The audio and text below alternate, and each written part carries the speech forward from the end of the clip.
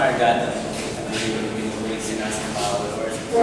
God, pinasasalama ng Panginoon sa umaga ito, Panginoon. Umaga ng God, para galing sa inyo, Panginoon. We're blessed, Panginoon, na meron kaming lakasan, Panginoon. May buhay, O Lord. God, na may mga hindi sa iyong mga labi, Panginoon. Kasiyahan sa iyong mga puso, Panginoon, na ikaw ng kaloob, Panginoon. God, this morning, gusto natin mamitan, papurihan, sambahin, dahil deserve po ang lahat ng ito at kayo mag-isang Diyos na buhay sa amin. Puso ko ito. God, manaman po namin kayo, kami gusto sa inyo, ang iyong praise. We love you, Lord, and we praise you. In Jesus' name.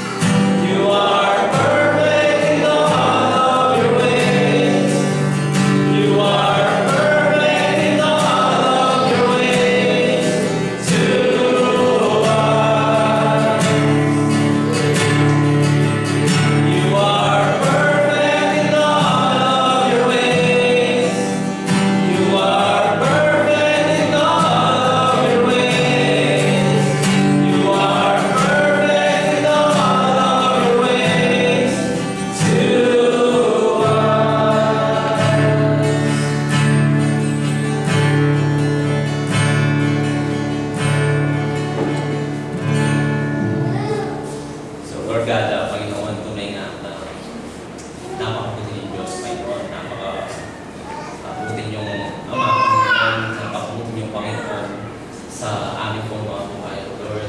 God, sa lahat po ng ginawa niya sa aming mga buhay, O Lord. God, may Panginoon na kami nahal niyo, na kahit makasalanan kami, O Lord. Kahit God na marami kami tinanggap mo kami bilang mga anak, Panginoon. Dilinis niyo kami sa mga hinalamin mo ang iyong dugo, Panginoon. God, binigyan niyo kami ng pag-asa, Panginoon. Binigyan niyo kami ng buhay na walang hanggan, O Lord. Na kapiling ka, Panginoon, makasama ka, O Lord. Na napakalaga sa amin, Panginoon, na inaasam po namin na bilang yung mga anak. Maraming salamat, O Lord. God, hindi namin deserve, Panginoon, kami yung ligtas, Panginoon, pero ginawa niyo lahat para sa amin, O Lord, para sa pag-ibig niyo sa bawat isa po sa namin, Panginoon. Manaman po namin kayo, Panginoon. God, dalayan namin, O Lord, na sa aming mga buhay, patuloy ko namin may taas, maparangalanan, madakila, mabigyan ng kalwalan niya, Panginoon. God, sa umamin po, Panginoon, patuloy ko namin pupurihin, patuloy na sasampayin namin kami yung pangunahan ng kuskusan ng iyong banal sa Panginoon. Sa inyo mula ng pagpapurihan, pagsampat, salamat sa tayong pangalan ng aming Panginoon Jesus. And take some time po and show each other some love. Say good morning, everybody. Good morning po.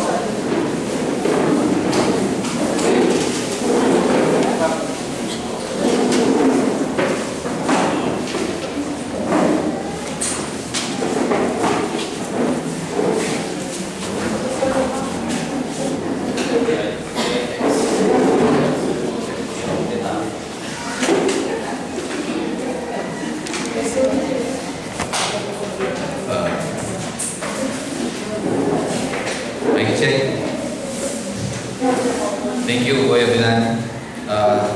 Again, magandang umaga po sa inyong lahat. Ako po si... joke lang, kilala niyo lang.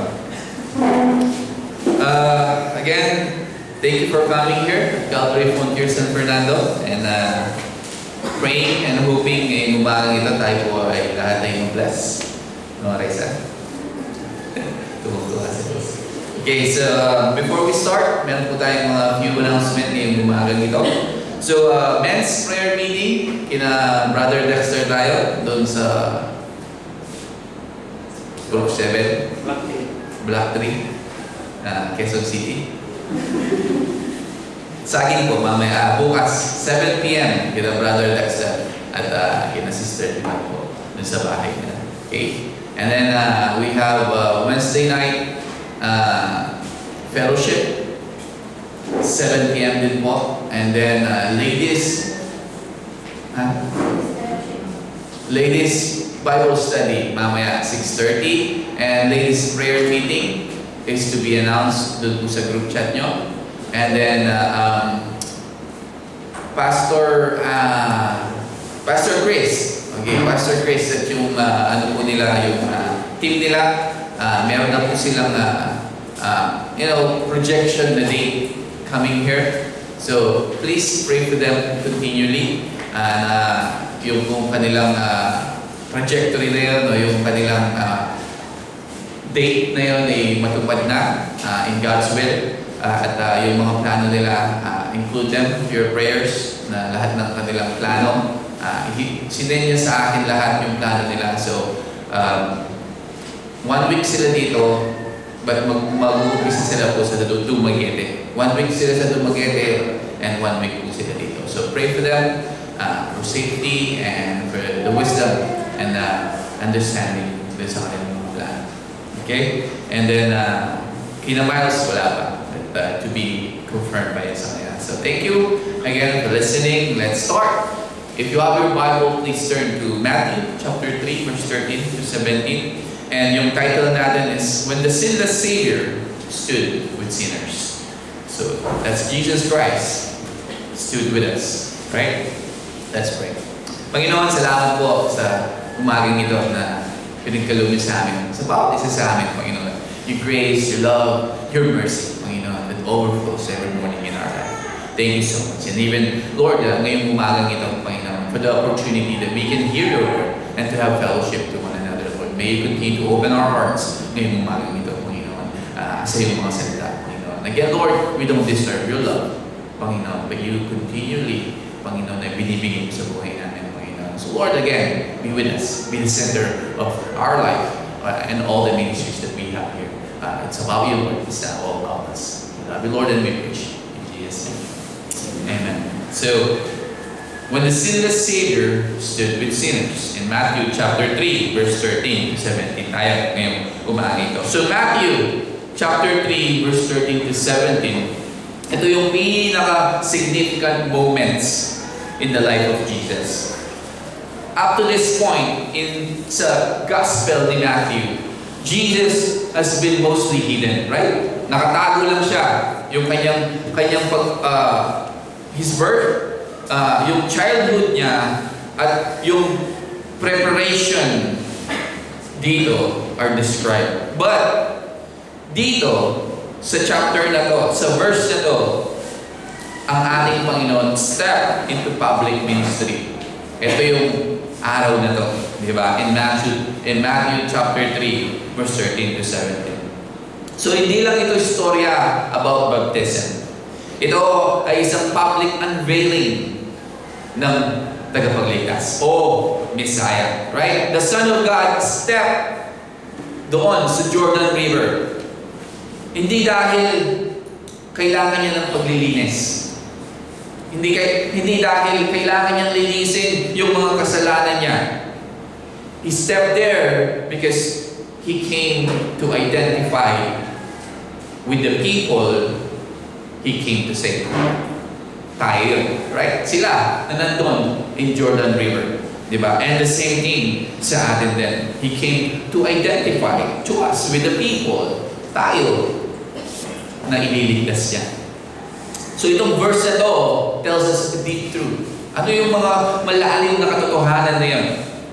Yung pagpapakumbaba ng ating Panginoong Jesus. The obedience of Jesus Christ.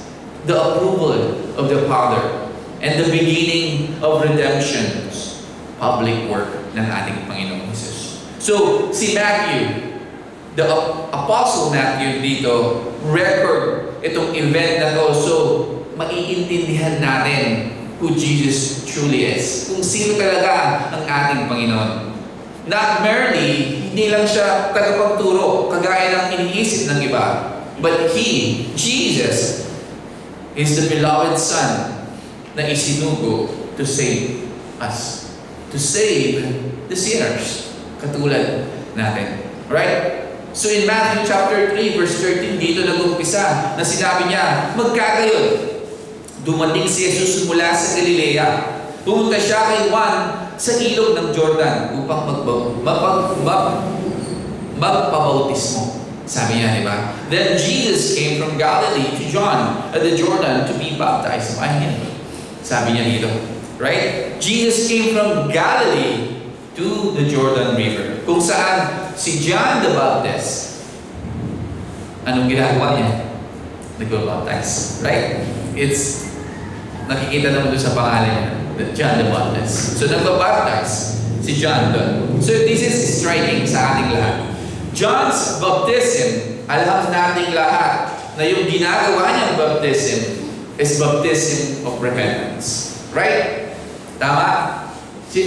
Alam lahat natin na tayong lahat na nandito that John the Baptist, yung baptism na ginagawa niya is for what? Baptism of repentance. Matthew chapter 3, verse 2. Right? Pinag-aralan natin yun. It was para sa mga tao.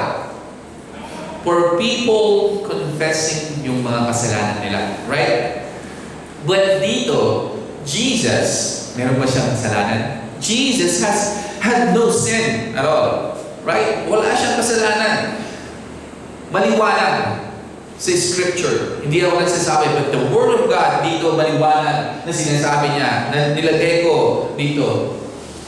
In 1 Peter chapter 2, verse 22 said, who committed no sin, nor was deceit found in his mouth. In 1 Peter chapter 2, verse 22. Right? Jesus has no sin. In 1 John 3:5, and you know that He was manifested to take away our sins. In Him, there is no sin.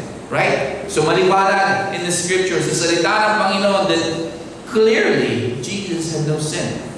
So, why Jesus pumunta siya kay John para magbabaptize?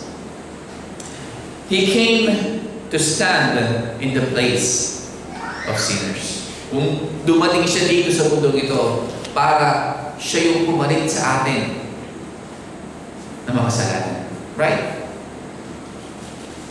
Bago niya dalhin yung ating mga kasalanan dun sa cross, kailangan niya unang i-identify.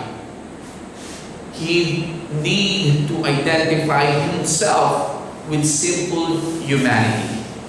Tayo, doon sa river ng Jordan. He was not confessing yung mga kasalanan niya. He was revealing yung kanyang mission. Hindi siya nandun para i-confess yung mga kasalanan niya dahil wala siyang i-confess. Because he has no sin. Sabi ng scripture. Sabi ng salita ng Panginoon. So, he was there to reveal his mission. To save sinners. Iligtas yung mga kasalanan by standing in their place. Napapalitan ko kayo dun sa posisyon niyo. Diba? Kung kayo ay paparusahan ako, tumabi ka, ako ang papalit sa iyo. Yun yung gagawin ng ating Panginoong Jesus. And in verse 14, sabi niya, ngunit tumanggi si Juan. Diba? Sabi niya, ako ang dapat mong bautismuhan. Bakit ka magpapabautismo sa akin? In New King James Version, it says, and John tried to prevent him, saying, I need to be baptized by you. And are you coming to me? Sabi niya, siyempre, alam ni John, di ba? Naiintindihan ni John dito is something profound. Dahil John recognized Jesus' holiness o yung kabanalan ng ating Panginoon. Alam ni John yun, that He is the one. Right? So sinabi ni John dito, ako yung makasalanan at ikaw yung banal. Right? Kahit ako naman, kung alam kong siya yung tagapagligtas at sasabihin niyang bautismuhan mo ako, bakit kita ba bautismuhan? Ako yung may kasalanan, ako yung maraming kasalanan at ikaw yung banal. Right? But this is the right theology dito. John the Baptist is the servant and recognizing the King, Jesus Christ. Yet, Jesus dito in-approach niya si John, tayo lahat. Not with superiority, but humility. Hindi niya sinabing, ako yung Diyos, ako yung hari ng buong mundong ito. Bautismuhan mo ako. Hindi niya sinabi yan, di ba? And Jesus approached with humility na may pagpapakumbaba. Ibig sabihin, the Holy Son of God, lumakad siya doon sa maputik na tubig na yon among sinners. Nandun siya kasama ng mga may kasalanan. Hindi siya tumayo at tinitignan niya yung tayo na malayo. Hindi siya nandun sa langit at tinitignan niya tayo. Ito yung mga makasalanan tao. Di ba? Hindi niya ginawa yan. But Jesus entered our condition. Pumunta siya. Lumapit siya. Pumunta siya sa atin. Philippians chapter 2 verse 7. Anong sabi dito?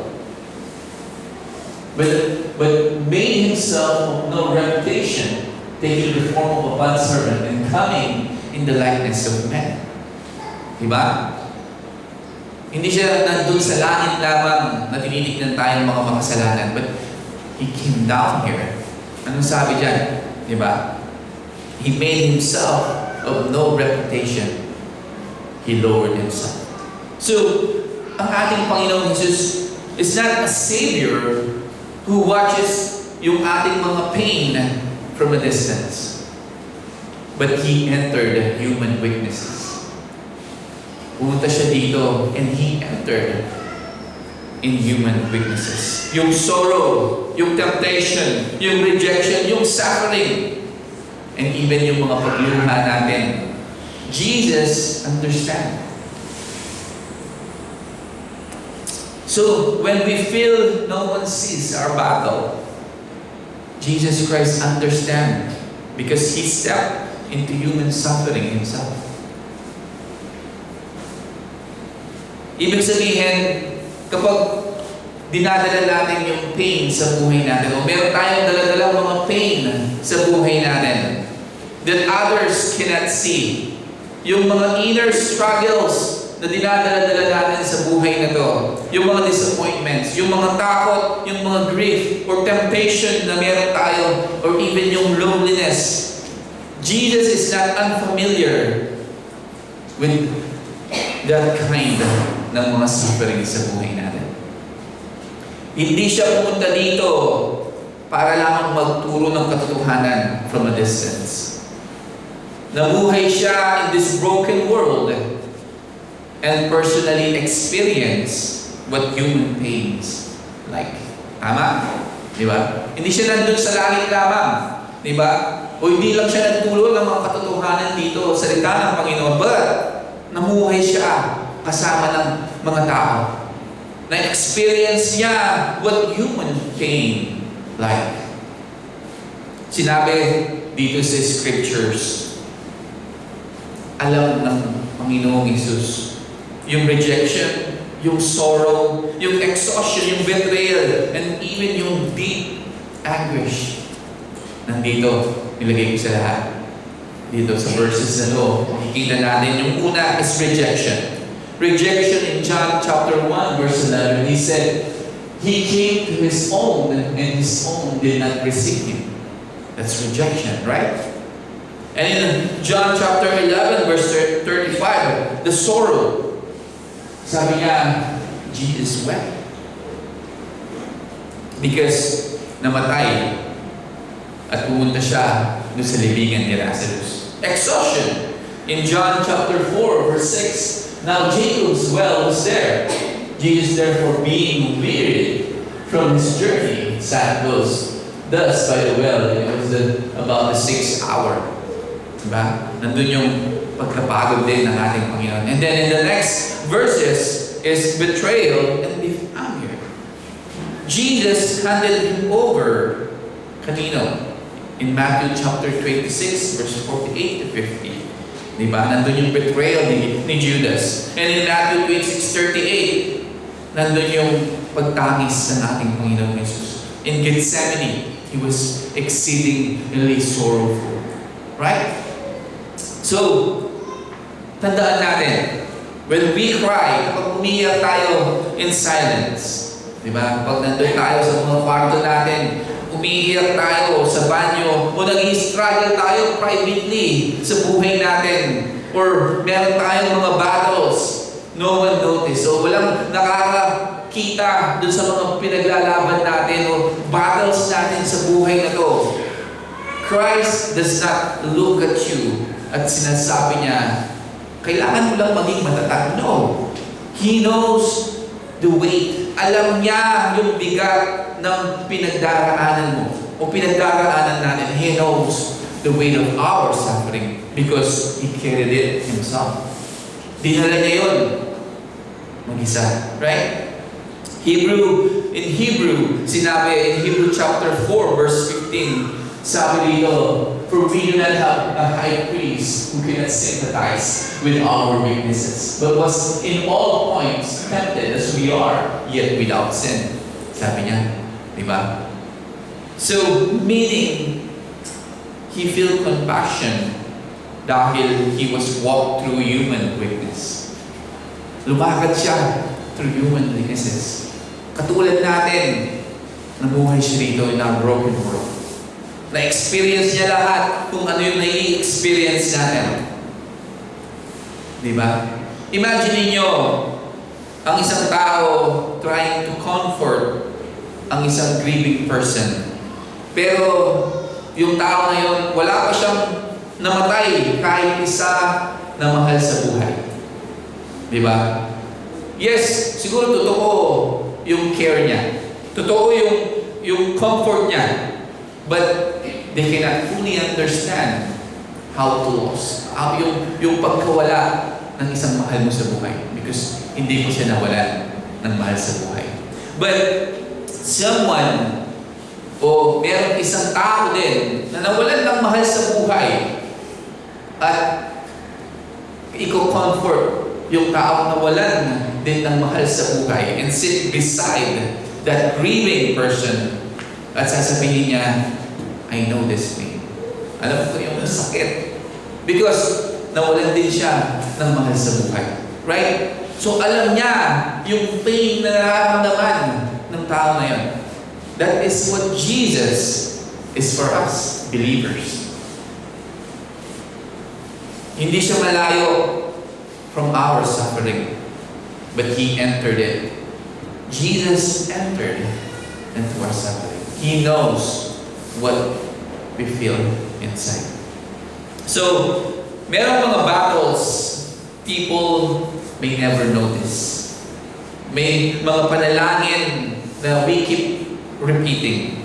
Meron tayong mga burden sa buhay na to na tinatago natin behind sa mga ngiti, sa mga mukha natin. Right?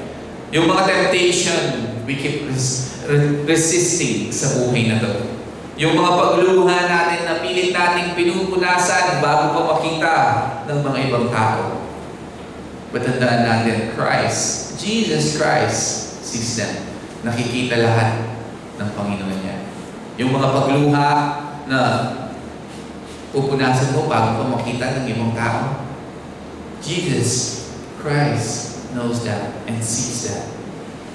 The same Savior who stood doon sa Jordan River kasama ng mga may kasalanan o mga makasalanan with sinners also walked towards the cross carrying sorrow.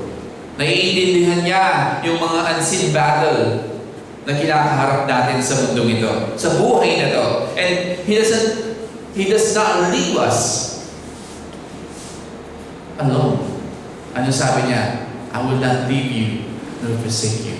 I will be there for you. Sabi niya, di ba? Katulad ng isang totoong doktor.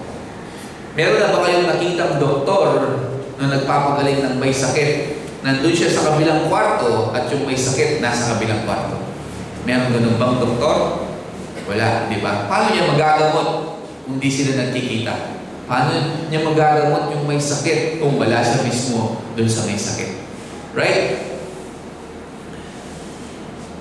So, Jesus entered our broken world to heal our souls. Para ma-heal niya at mabayaran niya yung bawat kasalanan natin at mapalitan tayo sa posisyon natin, He must enter. Dapat pumunta siya dito. Right? Yun yung ginawa ng ating Panginoong Jesus. Jesus entered our broken world para hihilin yung bawat souls natin. So, ngayong umaring ito, you may feel too stained or sa sinasabi mo sa sarili mo, dami kong kasalanan, dahil ang dami kong bahid ng kasalanan, nahihiya ako, napakalayo ko sa Diyos. But the Savior who walked doon sa Jordan River beside sinners, ibig sabihin, yung weakness natin, yung kasalanan natin does not repel Him when we come to Him in faith. Lumapit siya sa atin so that we could come near to Him. Jesus came near to us so we could come near to Him. Right? And in verse 15, sabi niya, sumagot si Jesus sa kanya, pumayag ka nang mangyari ito ngayon, sapagkat nararapat natin tuparin ang lahat ng katwiran sa ganitong kaparaan. Nang magkagayon, pumayag na si Juan. But Jesus answered and said to him, permit it to be so now, for thus it is fitting for us to fulfill all righteousness. Then He allowed him. So itong statement na to, ito yung sentro. Right? Jesus explained bakit siya kailangan mabaptize. Okay? So, to fulfill all righteousness. Ibig sabihin, Jesus came to obey perfectly every requirement of the Father. Ano yun? Kung saan si Adam failed, where Israel failed, where tayo failed, Jesus obeyed fully. So, yung buong buhay ni Jesus was righteous obedience. Matuwid na pagsunod.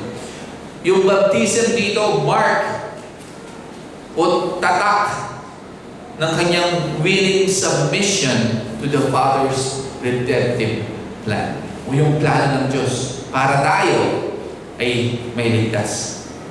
Ito yung simula at daan that would lead to the cross. Ito yung pasimula at daan na magdadala sa ating Panginoon dun sa cross.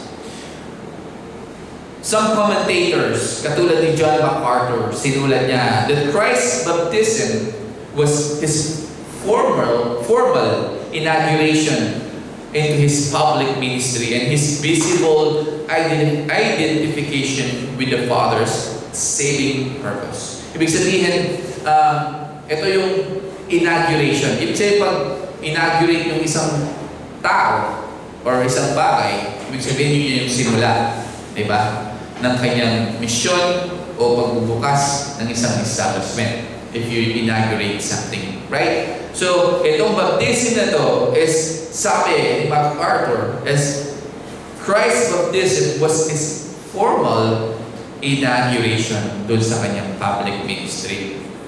So, dito, makikita natin, obedience often comes before understanding. Bakit? Bakit? Dahil si Jesus, sumunod siya. Diba? Sumunod siya sa ating Panginoon, sa kanyang Ama, the Father. Jesus obeyed even when the moment seemed unusual sa ibang tao o sa iba. Maraming believers delay yung kanilang pagsunod because gusto nila yung full explanation. Tama? Maraming tao na ayoko munang sumunod kasi gusto ko muna ng explanation. Right? Ganun naman tayo eh. Lahat naman tayo. Ganun. We want explanation before obedience. O gusto natin, explain mo muna, then doon ako susunod. But Jesus is different. Sumunod muna siya. Diba? Sumunod siya when the moment seemed unusual to others. But ang pananampalataya often moves before all questions are answered. Yun yung pananampalataya. Na kapag tunay o totoo yung pananampalataya ng isang tao, yung kanyang pananampalataya often moves bago lahat ng question ay may mga sagot. Katulad na lang ang isang sundalo, di ba? Susunod siya doon sa command of the commander dahil sa isang sundalo, ang pagtitiwala ay mahalaga more than complete understanding. Right? Jesus trusted the Father perfectly. Kaya sumunod siya. Obedience often comes before understanding. Sa buhay natin, may mga seasons siguro when God's leading seems unclear. Tama? Pag minsan, nililid tayo ng Diyos sa buhay natin, minsan malabo. But obedience is still the path of blessing. Ibig sabihin yung pagsunod, kahit minsan malabo yung daan patungo doon, yung pagsunod mo o pagsunod natin ay yung daan para makita natin yung blessing sa buhay nito. When we obey God in hidden places, nakikita ng langit yan. Yung tahimik nating pananampalataya matters deeply. And in verse 16, sabi ni John, nang mabautismuhan na si Jesus o si Jesus, agad siyang umahon mula sa tubig. Narito ang mga langit ay nabuksan sa kanya. Doon muna tayo. Diba? When he had been baptized, Jesus came up immediately from the water, and behold, the heavens were opened to him. So, hindi lang ito ordinary moment. Heaven open, sabi dito. Ito ay isang divine confirmation. God declaring ang tagapagligtas ay dumating na. O, the Messiah has arrived. Ibig sabihin, the opening of heaven, nagpapakita yung restored communion between God and humanity through Christ.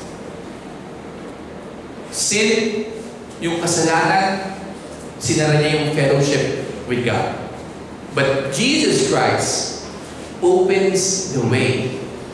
Diba? Naaamoy niyo yung tuyo?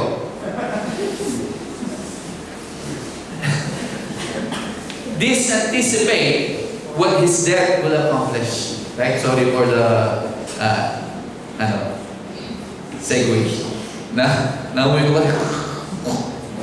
But again, ulitin ko po, yung kasalanan ay sinara yung fellowship natin sa Panginoon. But when Jesus came and died on that cross, He opens the way. So, this anticipate what His death will accomplish. Sabi in Hebrews chapter 10, verse 19 to 20, having therefore, brethren, boldness to enter into the holiest by the blood of Jesus Christ. Diba? So, Jesus Christ, binuksan niya yung access natin to God. Some people, yung mga ibang tao, ramdam nila minsan yung langit is tahimik over their life. Sinasabi nila, prayer, yung prayer ko hindi pa na-answer hanggang ngayon.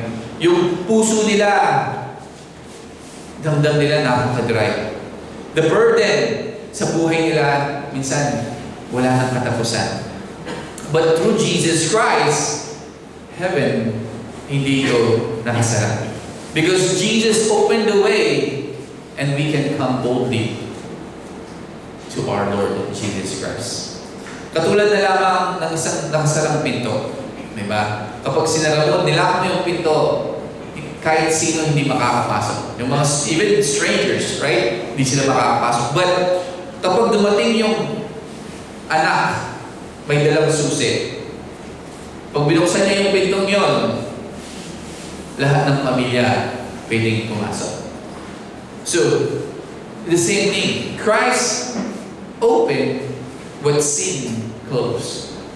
Binuksan ni Jesus Christ kung ano yung sinara ng kasalanan. So if we belong to Jesus Christ, tayo na nandito, we are not praying to a closed heaven. The Father's ears, naririnig ng Diyos ano man yung mga panalangin natin. Even when answer, minsan, delay, naririnig yan. Naririnig niya. And ang ating Panginoon is open to His children. And then, kasunod ng verse 16, sabi dito, ang mga langit ay nabuksan sa Kanya. Nakita ni Juan ng Espiritu ng Diyos na bumabang tulad ng isang kalapati at lumapag kay Jesus. And behold, the heavens are open to Him. And He saw the Spirit of God descending like dove, alighting upon Him, or alighting upon Him. Holy Spirit descended like dove. Ito ay symbolize ng peace, purity, divine anointing. Yun yung ibig sabihin nun. Jesus was empowered para dun sa gagawin niyang ministry. This fulfills a prophecy in Isaiah chapter 61 verse 1. Ano yung sabi dito? The Spirit of the Lord God is upon me, because the Lord has anointed me to preach good tidings to the poor. He has sent me to heal the brokenhearted, to proclaim liberty to the captives, and the opening of the prison to those who are bound. So, yung verse na yun, sabi nga, it fulfills a prophecy in Isaiah 61:1, and that's the prophecy. Nagpapakita Jesus as the anointed Messiah. So, ministry, imposible yan in human strength alone. Kung meron kang ministry, di ba? Kung meron kang ginagawa for the Lord, imposible yan in human strength. Nagagawin mo sa sarili mong palakasan. Sasabihin na natin meron kang talent, pero still lack of spiritual power. Ang buhay Kristiyano is not sustained by effort alone. It requires the Spirit. Diba? Kahit gaano ka katalent, if you don't have the Spirit, if you don't have spiritual power, hindi mo masisustain. Diba? So, katulad na lamang ng lampara. Sinong nakakalam ng lampara dito? Ang lampara, kung titignan mo, ay napakaganda. But without oil, it gives no light. Right? Hindi mo mabibigyan ng ilaw yun kung walang langis dun sa loob. Oo, maganda yung lampara. Di ba? Pero without oil, wala itong liwanag. The Spirit, the Holy Spirit, is the empowering presence of God sa buhay natin. We need it in our life. So, we may feel weak for what God has called you to do, or for God has called us to do. That weakness, hindi yung disqualification. The Spirit strengthen so yung mga tao na nag-surrender sa Kanya. Right? If we surrender our life to Him, the Spirit of God give us the strength. God equips whom He calls. Tandaan natin yan. Katulad ng ating Panginoon Jesus dito.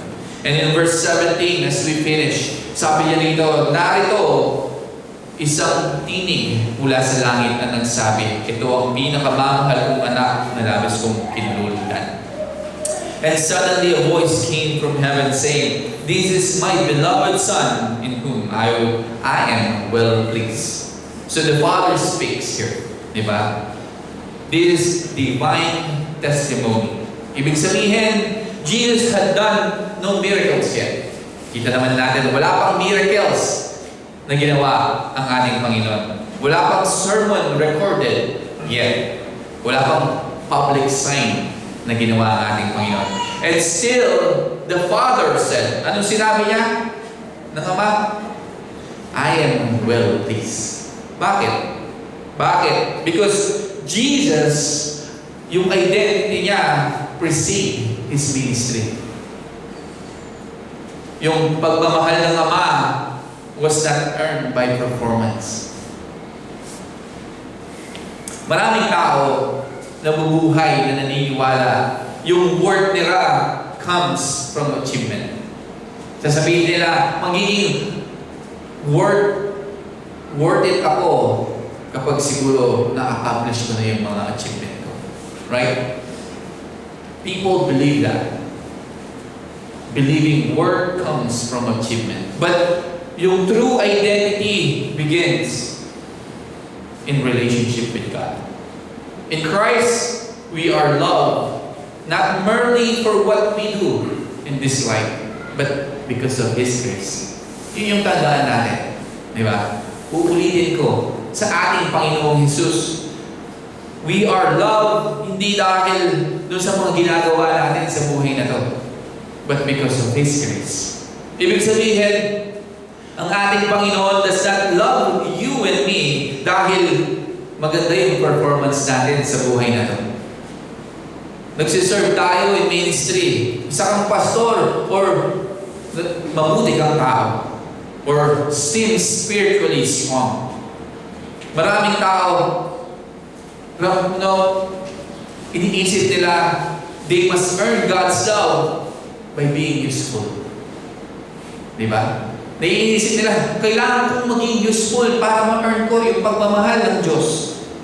I need to pray enough, I need to serve enough, I need to stay strong enough, or doing many good work, o mabubuting gawa. But the gospel teaches something deeper sa atin ngayong umagang ito. God's love para sa atin is rooted in His grace, not our performance.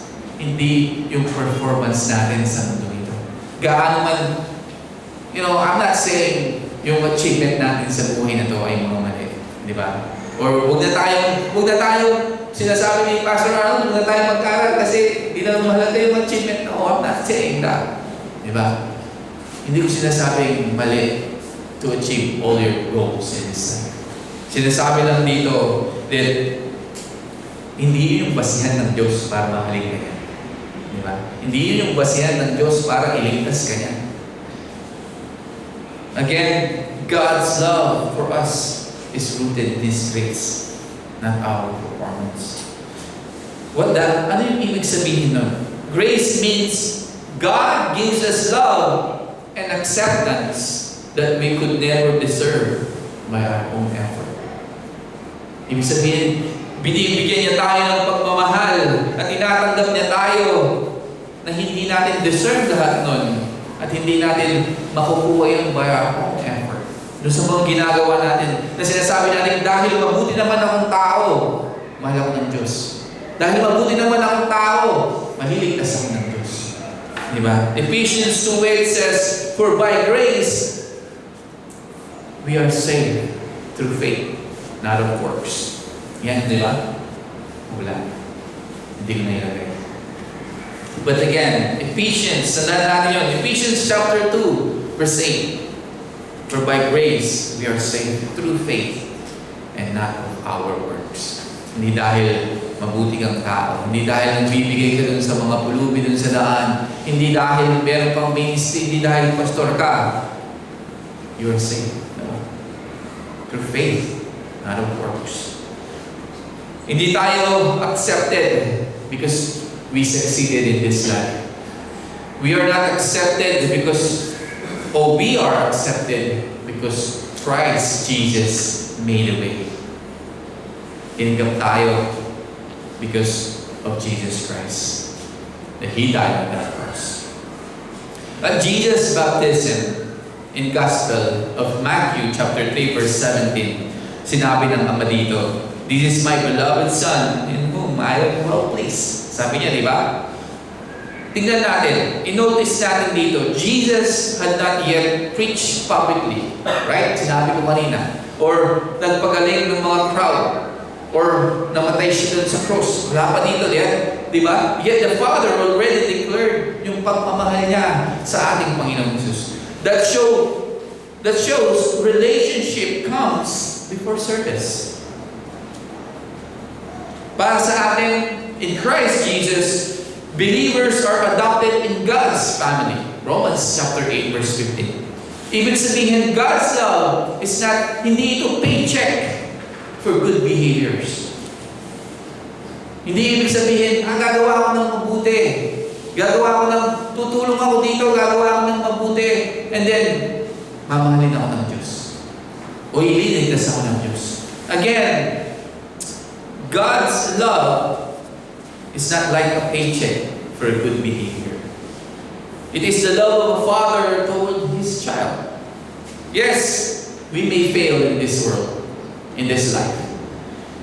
We may fall. Mararamdaman natin mga mahihina tayo kung kanila lang. But if we belong to Christ, His grace still holds you. Yung grace ng Diyos still holds you. Yes, we will fall, we will fail, we will feel weak in this life. But remember, if we belong to Christ, yung grace niya holds you and me in His hands. Katulad na lang ang isang bata, di ba? A child does not stop being a son dahil he stumbled while learning to walk. Kung meron kang anak, gusto niyang maglakad, nagpa-practice siyang maglakad, and then he stumbles. Sasabihin ba nung tatay, bumalik ka sa akin kapag marunong ka ng maglakad? Hindi, di ba? Hindi niya sasabihin. Sasabihin mo sa anak mo yan, bumalik ka na lang sa akin pag marunong ka ng lumakad. Di ba? Hindi. Iaangat niya yung kanyang anak and helps him to continue. And even he will teach him to walk. Right? Ganun yung Ama. And that is grace. It's the same thing to our Father, to our Jesus. He will love us. He will lift us up. Diba? And train us. So, some believers secretly think na yung mga ibang nananampalataya, iniisip nila na if I fail, God must love me less. Diba? Parang sinasabi nila pag nagkamali sila sa buhay, yung pagmamahal ng Diyos, parang, konti na lang sa buhay ko. But the cross says otherwise. Christ died for us while we were still sinners. God loves us before we had anything to offer. Ibig sabihin, mahal tayo ng Diyos bago pa tayo may offer sa Kanya pabalik. Right? Namatay ang Diyos while we still sinners. So, kapag ramdam mo pagod ka na, or you're imperfect, or struggling sa buhay na to, tandaan natin lahat, you are not trying to earn God's love sa sarili mong kalakasan. Because of Christ, tayong lahat are invited to live from His love. Na mamuhay doon sa Kanyang pagmahal. Not chase after it as if depends doon sa performance mo o performance natin. It's not depend sa mga performance natin sa buhay mo. Tandaan natin, ang isang anak ay mahal ng kanyang magulang bago pa ma-accomplish niya yung mga bagay sa buhay niya. Tama? Lahat tayo, yung may mga anak dito, mahal natin yung mga anak natin. Di ba? Bago pa nila ma-accomplish yung mga bagay sa buhay nila o yung mga gusto nilang gawin. Di ba? Mahal natin sila sobra-sobra. So, anong ibig sabihin nun? Love begins in relationship, not performance. Right? Ang pagmamahal nag-uumpisa dun sa relationship, hindi dun sa performance ng anak mo. Dahil may relationship, dahil anak mo yon, mahal mo. Whatever, ano man yung mangyari sa kanya, you will still love him. Right? So, the encouragement sa ating lahat, some of us here feel they are only valuable when useful. Tama? Maybe may iilan sa atin dito na iniisip natin na o nararamdaman natin, valuable lang ako kapag useful ako. Diba? Maybe some of us feel that way. But in Christ Jesus, yung pagmamahal ng Diyos reaches you before your success. Uulitin ko, in Christ, God's love reaches you before your success. Bago ka pa nag-success, God's love reaches you already. We are not called to earn grace. We are called, tinawag tayo to receive it. Tandaan natin. At ang pinakamaganda dito as we finish, yung Trinity revealed dito. Di ba? Makikita natin dito yung Trinity. Itong passage na to also clearly reveals yung Trinity. The Son in the water, and that's Jesus Christ, right? The Spirit descending, and the Father is speaking. And that's the Trinity, right? The Son, the Spirit, and the Father are there. Three person, one God, right? A beautiful revelation of divine unity. Three person, one God. This is one of scriptures na napakalinaw ng picture of the Godhead. So as we finish, the encouragement sa ating pong lahat dito, the baptism of Jesus nagsasabi sa ating lahat that the Savior did not remain distant o malayo. He stepped into our world. He stepped into our sorrow. Sa mga kahinaan natin at step into our place.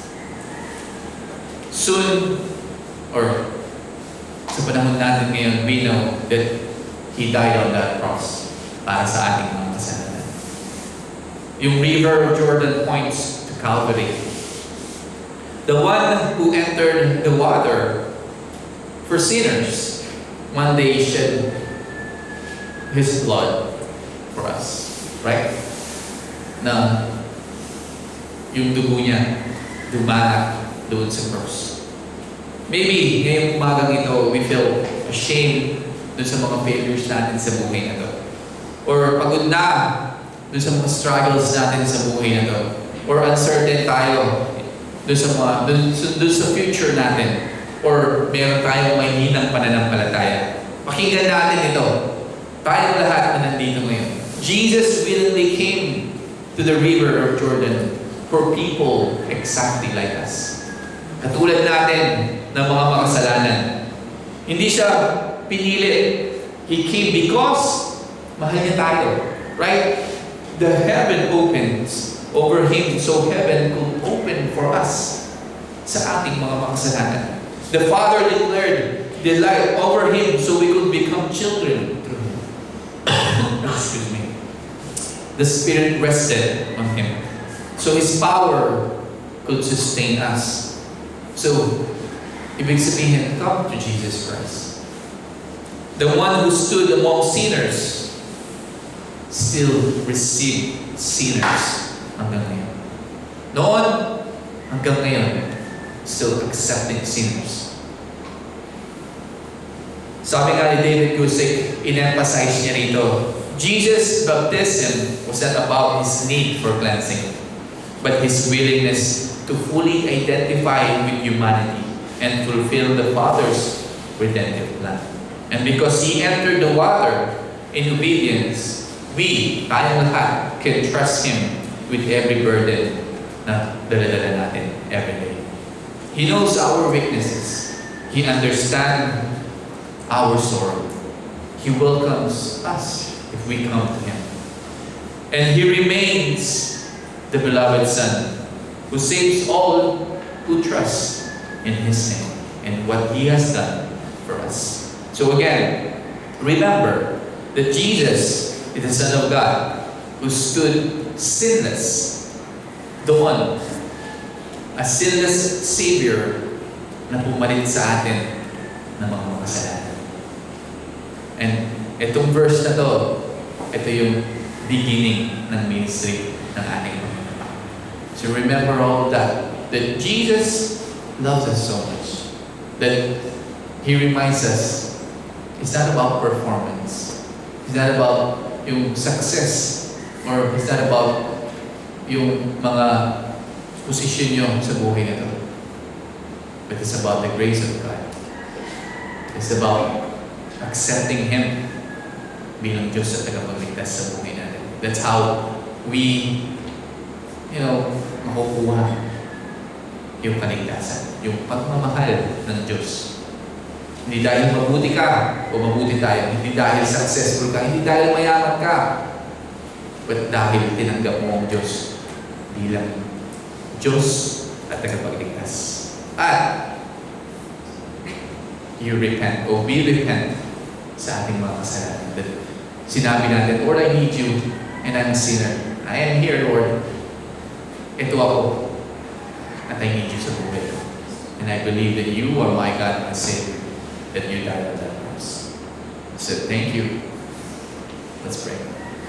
Lord, again, salamat po sa umagang ito na ibinigay niyo sa amin, Panginoon, for reminding us, Panginoon, that Ikaw, Panginoon, na pumalit doon sa posisyon namin, Panginoon. Lord, we are really, kami dapat yung nasa posisyon mo, Panginoon, that, Lord, maparusahan sa bawat kasalanan na aming ginawa. But Lord, you stood there and you told us to back up. And Lord, sinalo mo lahat, Panginoon, yung sakit, Panginoon, para sa amin. Lord, para ibalik mo lang kami, Panginoon, into fellowship sa inyo. So salamat po for that. And Lord, we pray and ask, patuloy na Ikaw yung mamuna sa buhay namin.